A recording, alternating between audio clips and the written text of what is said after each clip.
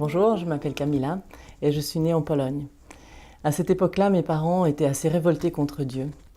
Et c'est ma grand-maman qui a décidé de me baptiser en cachette quand j'avais 1 an. L'époque qui s'en suivit, j'étais fréquemment confiée à mon arrière-grand-mère qui m'emmenait à la messe les dimanches et qui m'a appris à prier le soir devant une icône de Jésus.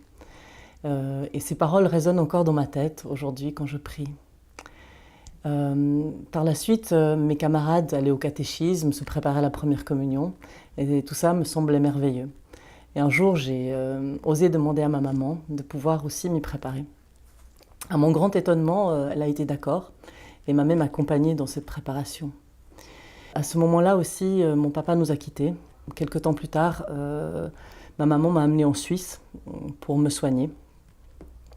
Et le 13 décembre 1981, lorsque nous étions en Suisse, le général polonais a instauré l'état de guerre et les frontières ont été fermées et nous n'avons pas pu rentrer.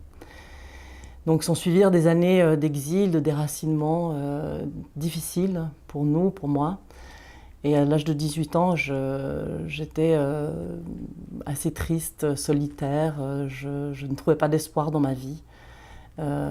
C'était vraiment une période très difficile et il m'a semblé que je devais vraiment faire quelque chose de radical pour m'en sortir, pour me relever. Et à ce moment-là, j'ai décidé de mettre de l'ordre dans ma vie et commencer par ce qui me semblait être la base. Et j'ai été à la messe tous les jours. Et un soir, quand je me trouvais seule dans une église, vraiment triste et un peu désespérée, j'ai confié toute ma vie à Dieu. Et les larmes sont venues. Je n'avais pas pleuré depuis longtemps. Les larmes sont venues et c'était comme un ruisseau qui emportait toutes mes peines, toute ma tristesse. Et progressivement, une paix est venue s'installer et même une joie. Et j'ai vraiment senti Dieu me relever et surtout habiter mon cœur, habiter ma vie.